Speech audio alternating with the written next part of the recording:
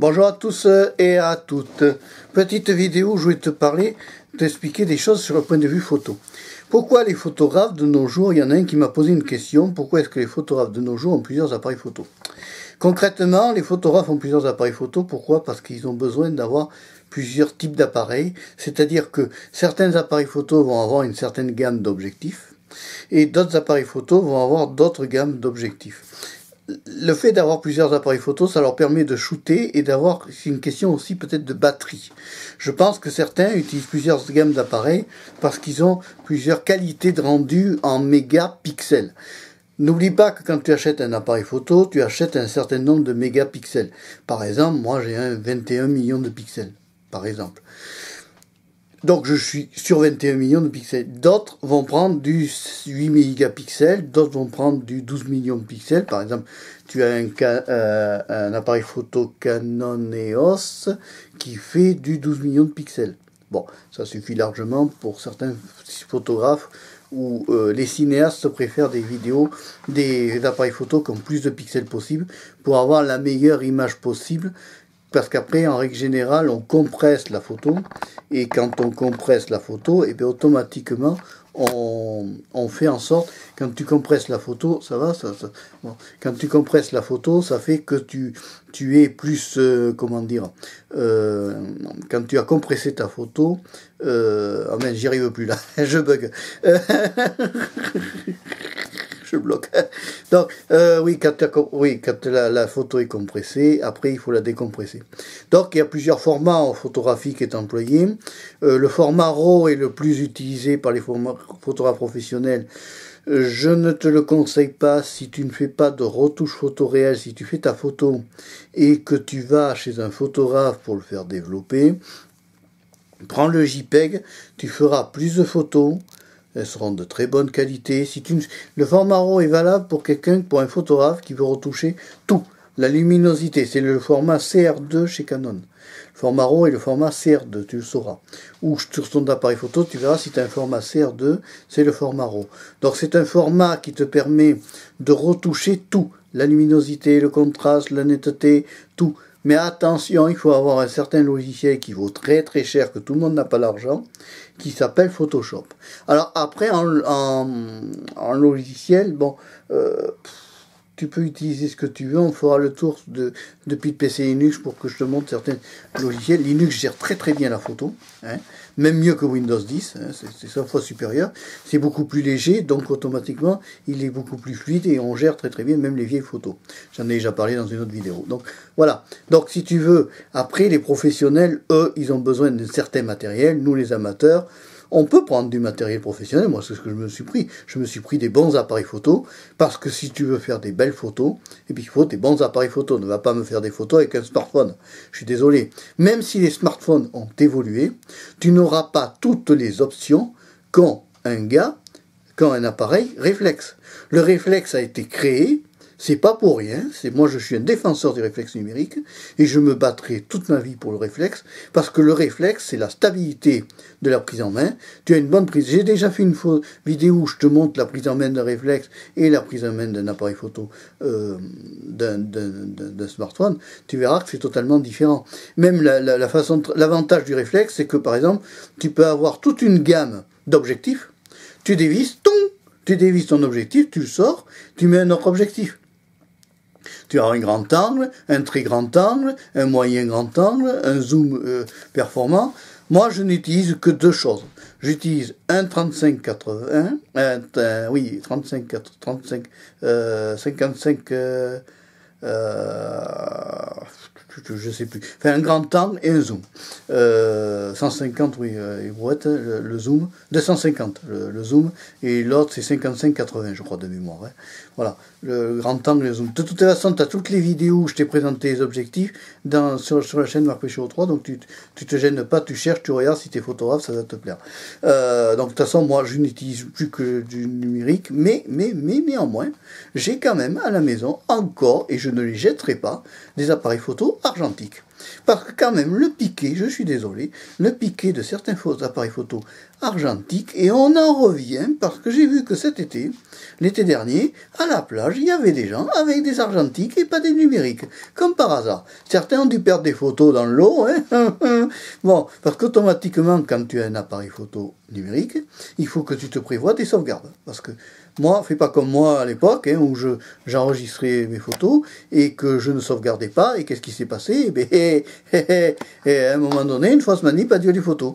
Donc voilà, il faut toujours sauvegarder ces photos. Tu prends des gros disques durs externes, ou alors tu fais comme moi, comme je faisais à l'époque, moi, travaillant un peu à l'ancienne et non à l'ultramodernisme. Je n'ai pas confiance aux clés USB.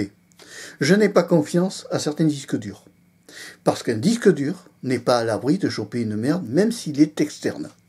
Moi, je fais confiance à une chose, c'est que j'ai gravé il y a quelques années des photos sur CD. J'ai revu, moi, 10 ans après, ça fait plus de 10 ans qu'elles sont gravées, j'ai remis ça sur mon lecteur de Manny Smith Cinnamon, sur un lecteur CD. Et c'est curieux, hein, j'ai pas perdu en qualité d'image, ça n'a pas bougé, et j'ai pas perdu mes photos. Que les disques durs de l'époque où je les avais stockés, il y a un moment qu'ils sont crevés et qui sont même à la déchetterie. Donc, si tu veux, si sur ça de base, faites pas totalement confiance au cloud, qui est pas sans faille. Hein. On ne sait pas, c'est trop frais. Par contre, quand tu graves sur un disque, t'es tranquille, c'est gravé, ça bouge pas. Ou alors, tu sais, tu fais encore plus simple, si t'es très riche, tu achètes une carte SD ou 2 cartes SD par an, et tu laisses tes photos sur ta carte mémoire. Et là, ça ne bougera pas. Alors sûr, ça revient un coup. Mais après, c'est un choix. Mais moi, j'avoue que la photo, j'en fais avec les appareils photo, des photos avec le smartphone. Le piqué n'a pas le rendu du piqué d'un vrai réflexe. Du reste, si tu vas chez un photographe, que tu lui dis que tu as fait des photos avec ton smartphone et que tu veux les développer en grand, ah non, monsieur, prenez plutôt un réflexe numérique. Et oui, pourquoi? Parce que les optiques sont en verre, parce que tu as une qualité nettement supérieure. C'est pas pour rien qu'on te vend certains réflexes à des prix très chers. Et que tu comprends, quand on te vend un smartphone par ton fournisseur d'accès à 1 euro avec une caméra soi-disant en Leica, je suis désolé, quand tu vois la taille de l'objectif de l'appareil photo que tu as sur ton smartphone, t'as très peu de lumière qui rentre dans l'image, arrêtons. Arrêtons de nous raconter plein d'histoires. Ça va bien pour des photos pour Instagram, pour certains Instagrammeurs qui photographient que leur binette et des choses sans intérêt, ça va. Mais le vrai photographe, le photographe professionnel, regardez le matériel, va te faire prendre en photo chez un photographe. Regarde, c'est marrant, hein. Il le fait pas avec un smartphone, il le fait avec un réflexe numérique, comme par hasard. Hein. C'est curieux, hein. Il y en a qui utilisent les vrais appareils. C'est pas pour rien, c'est pas fait pour rien. Ces réflexes-là existent, c'est qu'il y a une qualité. Moi, je trouve que c'est formidable le réflexe numérique. J'en suis gaga. Et j'utiliserai toute ma vie des réflexes numériques. Parce que c'est vraiment génial. C'est la meilleure invention qu'on a pu créer. Il y a un progrès monstre. Quand tu penses qu'avant, il fallait qu'on règle la vitesse, l'obturation, il fallait tout régler, c'est-à-dire la vitesse, l'obturation, le diaphragme. Le diaphragme, c'est un iris que tu ouvres et que tu fermes. Il fallait tout régler, c'est-à-dire il fallait régler le temps d'impression de la lumière. Tout. Que maintenant, tu arrives, tu shootes, terminé, c'est fait, tu as le résultat immédiatement. Avant, on prenait la pellicule, on l'amenait chez son photographe, on attendait 8 à 15 jours, et 15 jours après, le papa, il revenait avec les photos développées. Oui, mais il n'y avait que 24 poses. Eh oui, il n'y avait que 2 qualités de pellicule avant, la 24 poses et la 36 poses. Alors on revient, et ça fait plaisir, je vois qu'il y en a qui sont revenus sur l'argentique. J'en ai croisé dans l'été au bord de la plage, ils sont revenus à l'appareil photo argentique. Ce qui prouve que certains veulent plus d'optique à gneugneux, là, des petites optiques tellement petites que tu te demandes comment certains cas ils arrivent à faire net, surtout qu'en plus la mise au point est aléatoire, rien ne vaut la mise au point manuelle, hein, je suis désolé, moi j'aime bien travailler à l'ancienne, il y a quand même des photographes qui prennent du temps de pause, ce qu'on appelle, t'as des appareils photo qui permettent d'augmenter le temps d'exposition à ta photo, hein. Tu peux aussi changer dans les appareils photo réflexe numérique la vitesse d'obturation. Tu peux changer ton ISO. On peut aller maintenant, mon EOS 700D, il va jusqu'à 25 600 ISO. Tu te rends compte, 25600 ISO, c'est énorme la sensibilité qu'on peut obtenir. Quand nous, on était en 24... Attends, il y avait du 24 ASA. Ouais, il y avait oui, il y avait c'était en ASA à l'époque, les sensibilités des pellicules 24-36.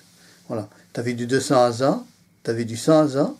Moi, je me rappelle, papa, il prenait du 200 ASA, qui était plus sensible. Et puis voilà, on travaillait bien à l'époque à l'argentique, mais on travaille encore mieux maintenant au numérique, à la condition d'avoir un vrai appareil photo. Voilà. Moi, je suis un fervent défenseur des réflexes numériques parce que je les utilise et que j'aime ça. Voilà. De même que je trouve ça très bien maintenant qu'on ait des réflexes qui fassent caméra. Ça peut pas tout faire, ça fera pas le travail. Par exemple, moi j'utilise une caméra que pour la macro, qui est une caméra spécifique à la macro photo, la macro vidéo, vidéo macro. Quand je te filme certaines choses en macro, alors des fois la mise au point va toujours être aléatoire, mais bon, ça arrive.